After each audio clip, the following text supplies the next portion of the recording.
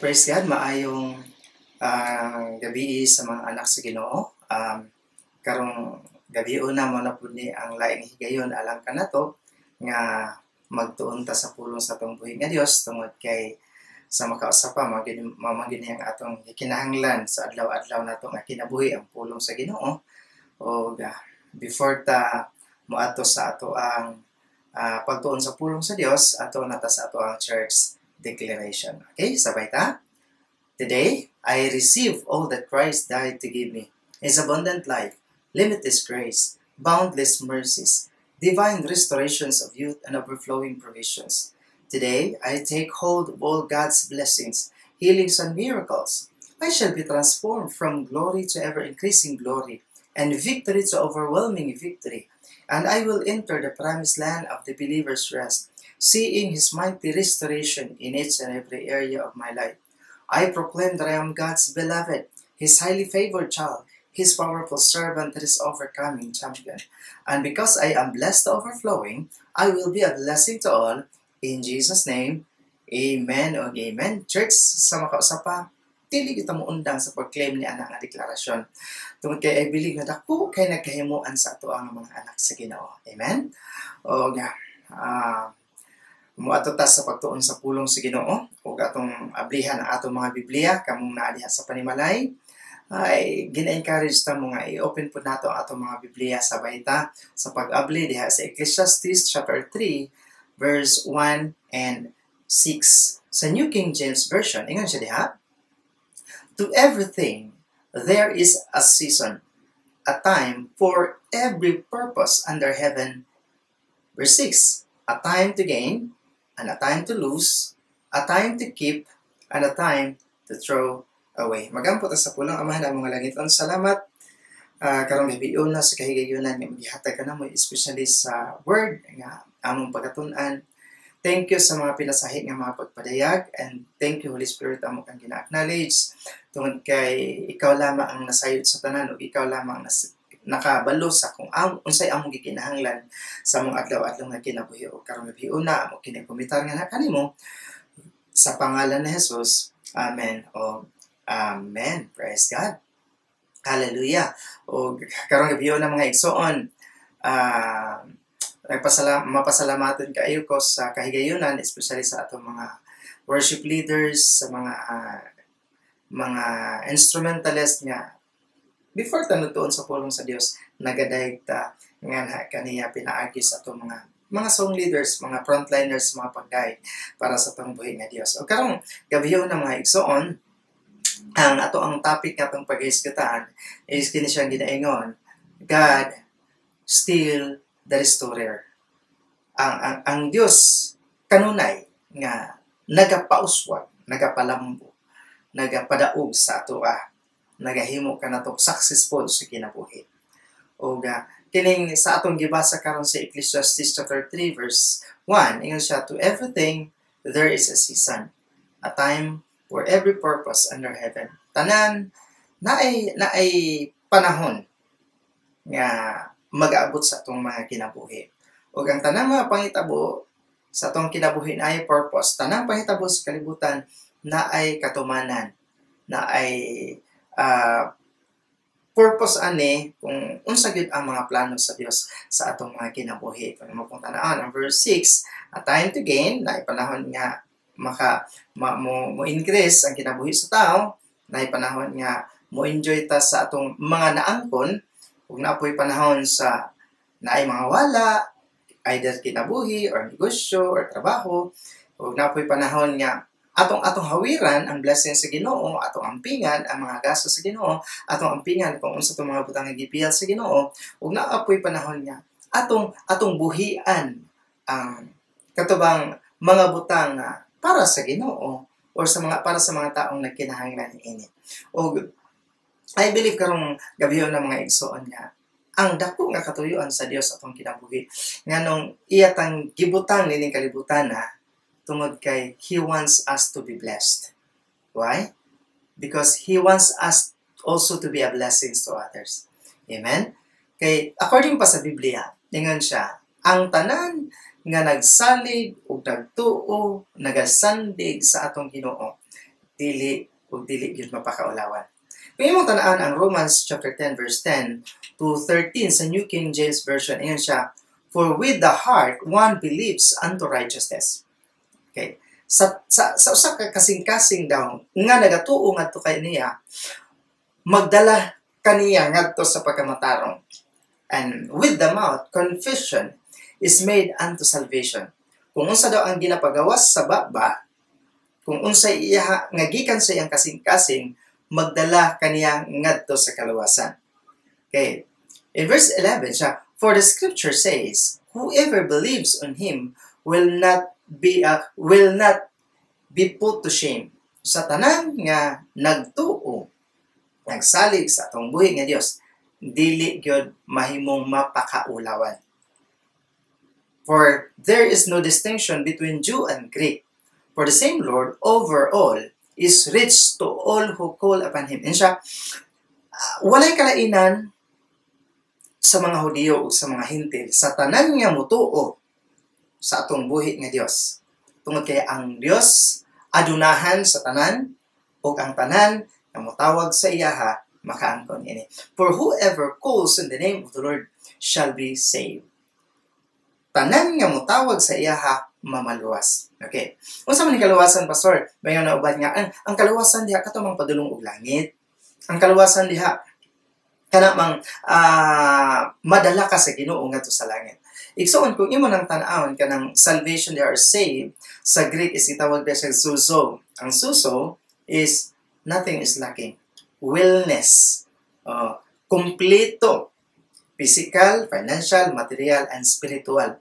That's why sa tanan nga motuo sa Ginoo, sa tanan nga mosalig sa Ginoo, sa tanan nagkumpisa gikan sa ilang mga baba that God is their Savior, then ikaw nga anak sa Ginoo, maka-enjoy jud ka sa mga saad sa Ginoo. Mo-enjoy jud ka sa kanang unsa ang gipanag-iya sa atong buhi nga Dios, tungod kay mo man kana ang iyang katuyuan alang sa atoa. Ang iyang katuyuan is to bless us so that we become a blessings to others. Igsoon sa atong kinabuhi dinhi sa kalibutan karon, wala tay laing i-practice sa atong mga kasing-kasing una-una is to walk in wisdom.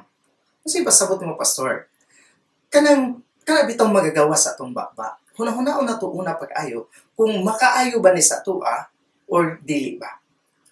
Inumdumi, ingon ang Biblia nga atong dila gamhanan, ug naa sa dila nato ang atong kaugmaon, ug nausab sa ato ang dila ang atong kapilihan dinhi sa kalibutan. That's why we need the wisdom of God. O kini nga wisdom sa Ginoo ato ni pangayoon ug ato ni i-practice sa atong kinabuhi. Mo bitaw nang sa Ephesians chapter 5 verse 15 to 17 sa New King James Version, ingon siya diha, see then that you walk circumspectly, not as fools but as wise. Siya, maglakaw ta. Nga? Unsa man?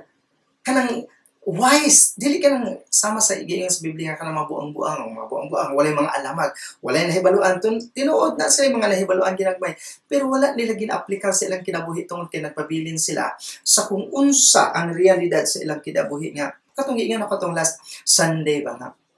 Ang atong reality, kining lawas nato mo ug sa kuan pa ni mo gid ni ang makita nato karon matay makaingon ta nga reality nato mga kaingon ta nga ako, badlungon, bakakon, maritis, unsa ba diha, butbuton, unsa.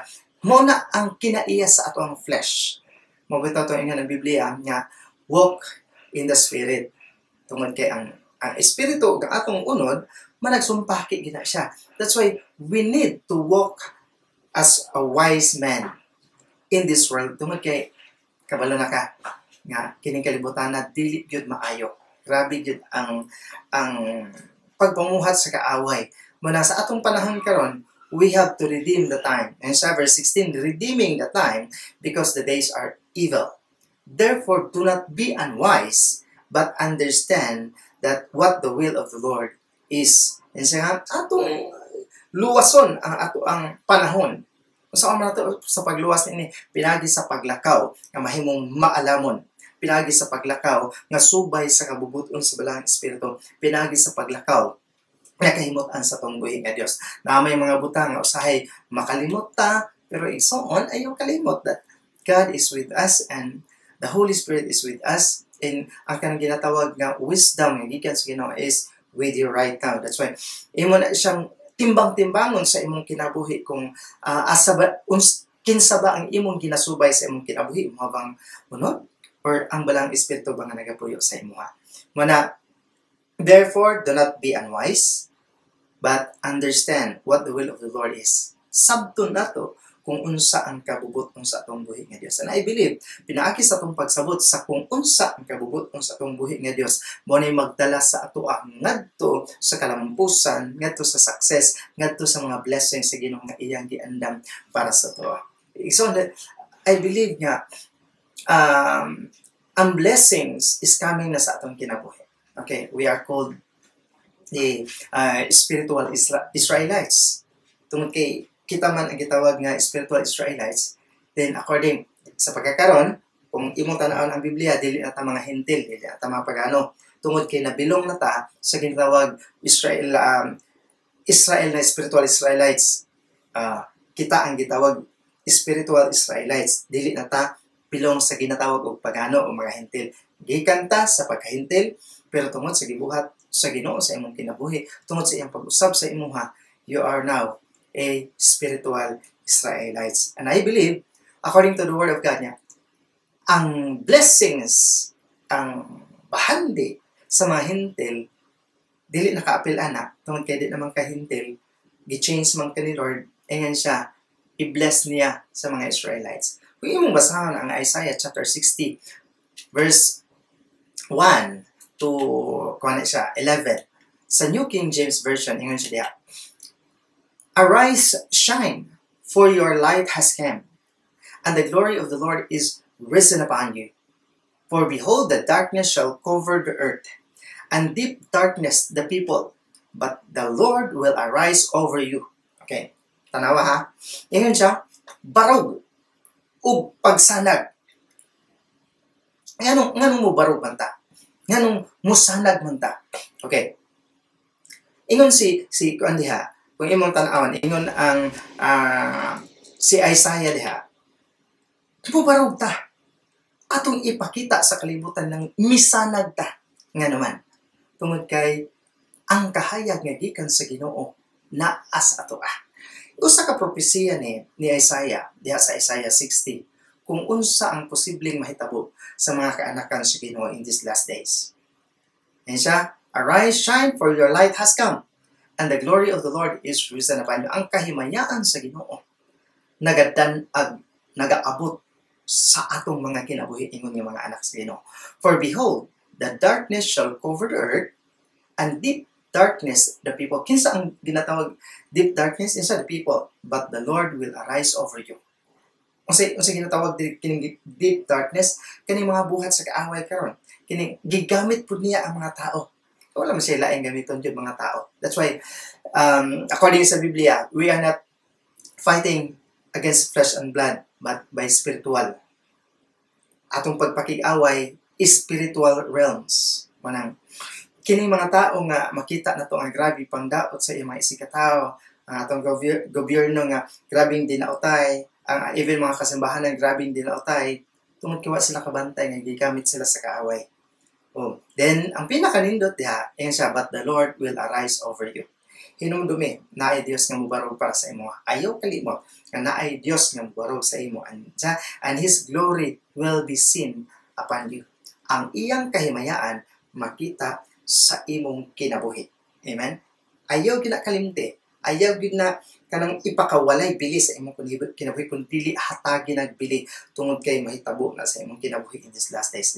"The Gentiles shall come to your light, and kings to the brightness of your rising."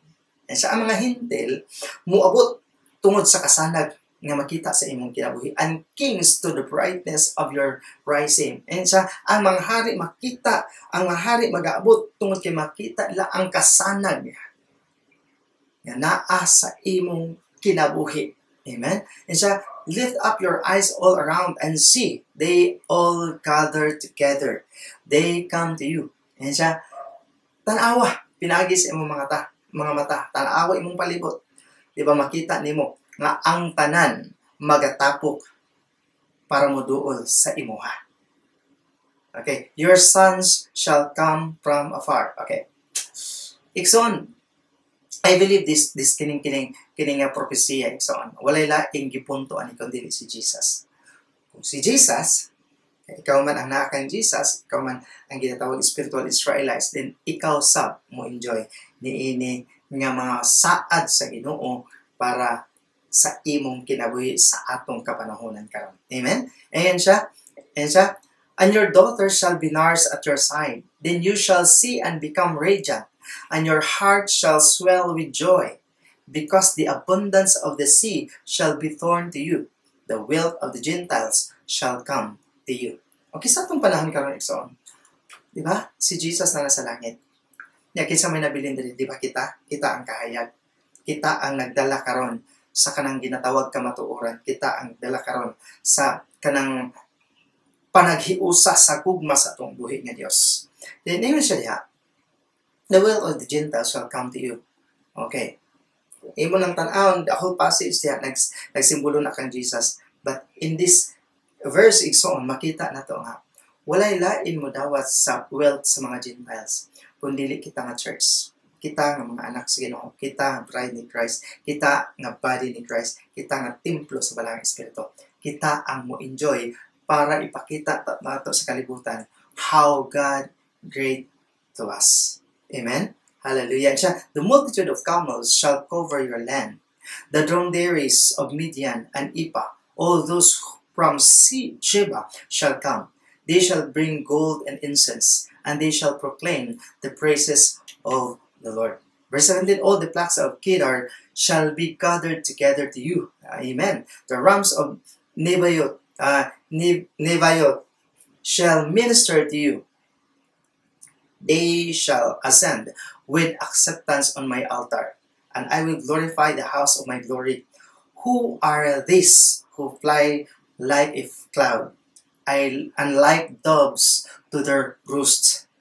Surely the coastlands shall wait for me, and the ships of Tarshish will come first to bring your sons from afar, their silver and their gold with them, to the name of the Lord your God, and to the Holy One of Israel, because He has glorified you. And siya, ang silver and gold, nagikan sa kalaing-laing dapit, even ihapangalingi, kundi ang Tarshish, kung manang studyhan gets pag palalong pa, manang gitawag, isa sa part sa Pilipinas ang Tarshish. Then the blessings, the gold and silver, mag-aabot sa kalaing-laing dapit, igsoon to bless the people of God.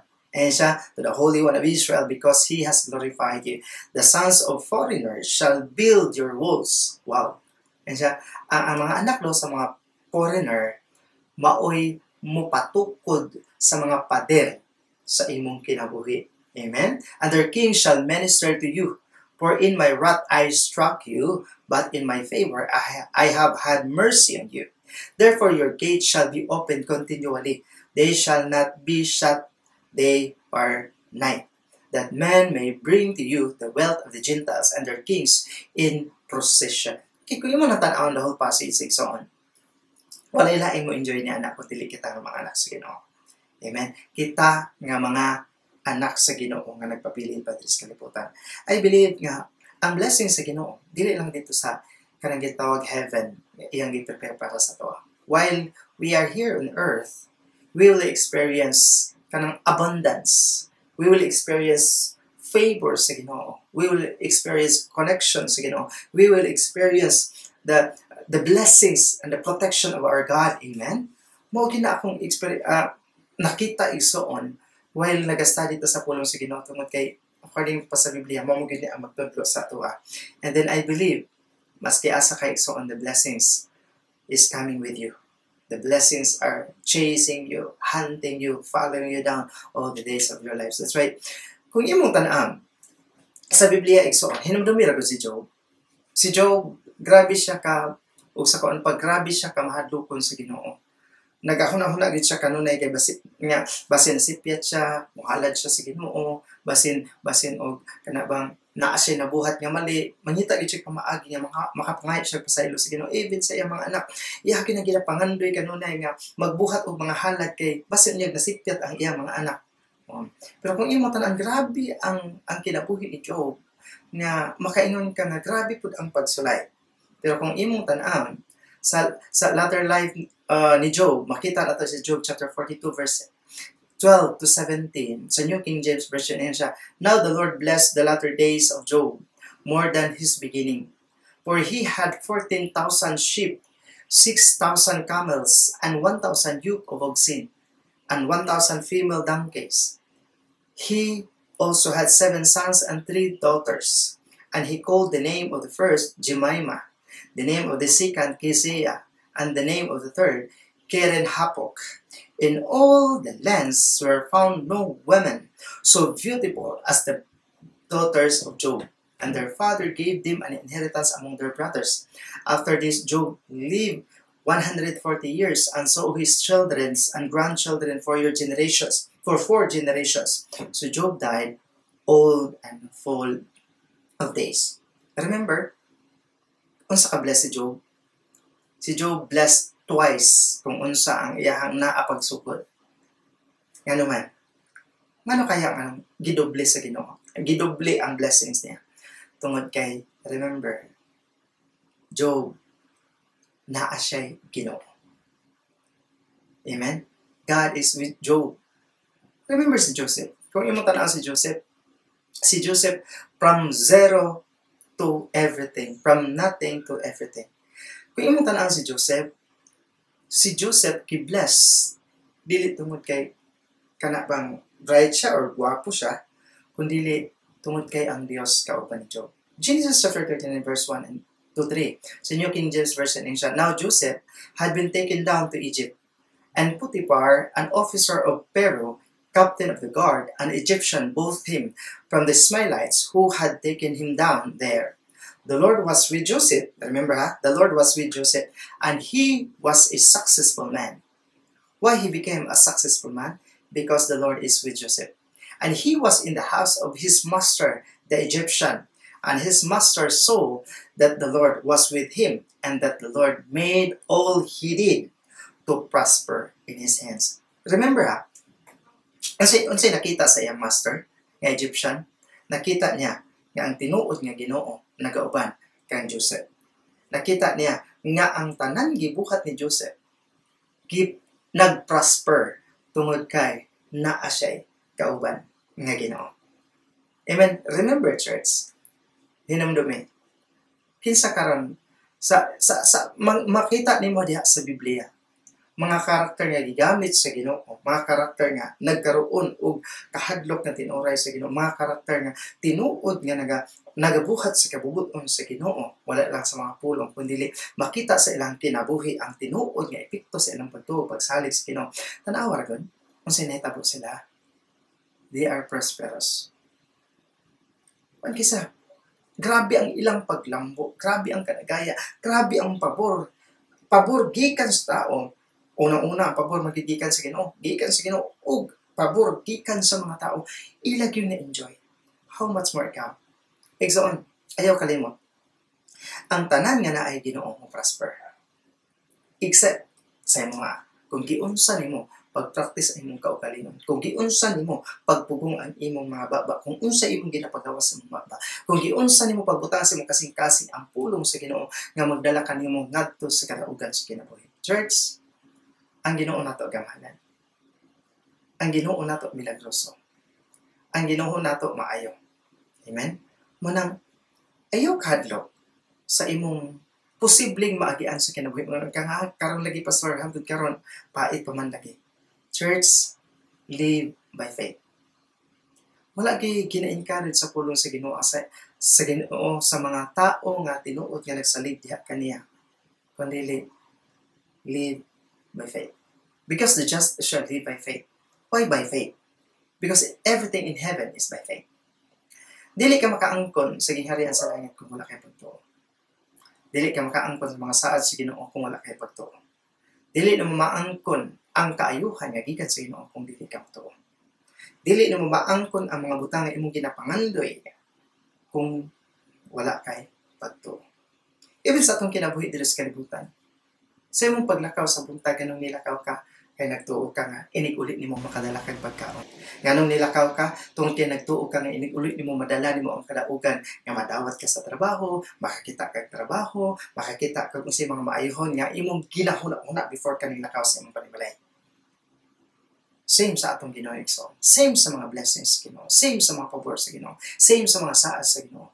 Kung wala ang pagtuo, dili gid nimo ma-enjoy ang kinabuhi nga gisaad sa atong buhi nga Dios nga iyahakang i-restore niya ang mga butang nga gikawat sa kaaway niya sa imong kinabuhi. Igsoon in this last days, sabay tang tanan, sabay ta nga maglakaw diha sa pagtuo. Tungod kay ang Dios gamhanan kaayo. Tungod kay ang Dios ang nakabalo sa atong mga kinabuhi. Amen. Amen. Are we blessed? Mag-amko tayo igsoon. Hallelujah. Ginoong Diyos, salamat sa imong pagkamaayo. Salamat sa imong mga pulong nga nagapahinumdom. Salamat mahimo kining among gabay panig-ingnan sa among kinabuhi sa matag adlaw. Salamat. Silyohi kini dili kini makawat sa among kaaway. We honor you, God. In Jesus' name.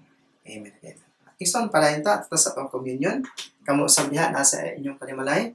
Akong gina-encourage nga magsabay ta, mag-join ta sa communion tungod kay I believe nga dako kay ni kahimuon sa atong mga kinabuhi. Na ay epekto resulta ni ini sa mga taong adunay pagtuo nga nagabuhat naka-celebrate ni igsoon. Sa gabi nga gibalya si Jesus mikuha sa tinapay, isa na to ang tinapay o nagpasalamat siya sa Dios ug iya kining gipikas-pikas ug iyang gihatag siya matinan-aw mingon siya kini akong lawas. Nagsakripisyo na kanyo buhata kanya lang sa paghandom ka na ko. Lord Jesus, salamat Lord sa imong sakripisyo dito sa cross. Salamat Lord sa imong lawas nga mo'y nahimong halad puli ka namo. Ang lawas nga ngayon mudawat sa mga halad. Tungod kay putli kini, walay sala, walay daot. Ug ang ngayon nga mahimong halad alang ka namo. Imong lawas Lord Jesus, midawat sa tanang labod, sakripisyo, pagpakaulaw, kasakitan, so that by your stripes, we are healed. Father, it's a promise in your word. In 1 John 4:17, and as you are, so are we. Lord, nagpuyo kang malipayon, so are we. Nagpuyo kang malinaw, so are we. Madagayaon, matarong, so are we. Walay balatian, so are we. We honor you, God. In Jesus' name, atong pagkakauna ng lawas ni Kristo.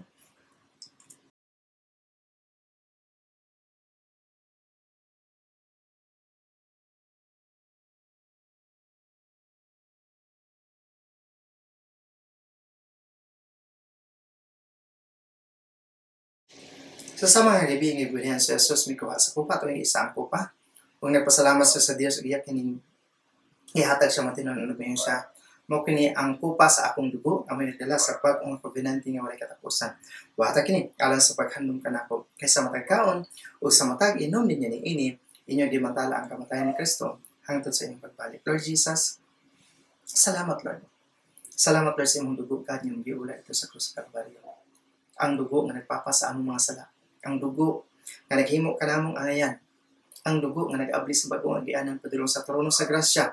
Aron Lord, sa panahon nga kami magkinahanglan, among maangkon ang among gikinahanglan. Kung kay Lord, ang trono sa grasya open anytime alang sa imong katawan Ginoong Dios. Salamat. Ya sa imong dugo Lord Jesus, nagadagay day mga kaayuhan, mga palangin alang sa imong katawan. That's why Lord, amo ka na gina-claim kanunay, ginadeklara kanunay. Nga kana ang mga palangin, kana ang mga kaayuhan magamanifesto sa mga sa namang kinabuhi. We honor you, God, in Jesus' name. Atong pag-iimnon ng dugo ni Kristo. Hallelujah. Lord, thank you, God. Karang gabi na Ginoong Diyos. Salamat, Lord. Sa kahigayunan niya, magihatag ka na mo, God. Kahigayunan niya, magtuon sa imong pulong, makagahig na kanimo, makaselebrate sa imong gibuhat ito sa cross more than 2,000 years ago. Salamat, Lord, sa imong mga pulong kanunay nagapahinumdom, nagagiya, nagatudlo sa mga adlaw-adlaw nga kinabit. Salamat, Father. Uban sa mga katawhan, sa pamilya sa inyo, pabinanti in Christ. Uban, Lord, sa diha sa may San Pedro Extension nyo, pabinanti in Christ. Uban sa pagdumalan, Pastor Rod Getson. Uban kay Sister Yani, salamat, Lord, sa pagkikuban sa ilaha, paggiya sa ilaha, pagtabang sa ilaha. Salamat, Lord, sa provision, Lord, protection, guidance, Lord, everyday sa ilang kinabuhi, Father, even Lord, sa ilang pagdumala sa inyo Covenant Interest Family. Iikat sa mga kabataan, sa mga young teens, sa mga young people, sa mga leaders, sa mga musicians, Lord, salamat Lord sa paghanay, paghiya, paglingkon, pagprotekta, pagpanalangin sa tayo sa Father. Even Lord, kay Pastor Dexter, Mimay, uban kay Noah, salamat Lord sa pagpanalangin, kay Pastor Pinky, uban sa Buk Mamilya Father. Thank you Lord.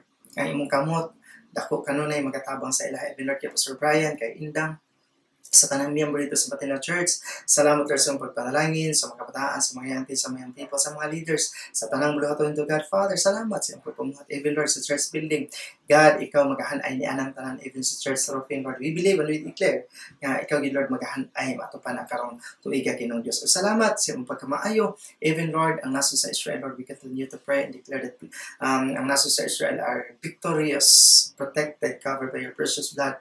And Lord, your will be done for their lives, Father. Even Lord, sa nasa sa Pilipinas, Father, we declare and pray that Philippines is prosperous. Ang tanang nagadumala sa mga naso, Lord.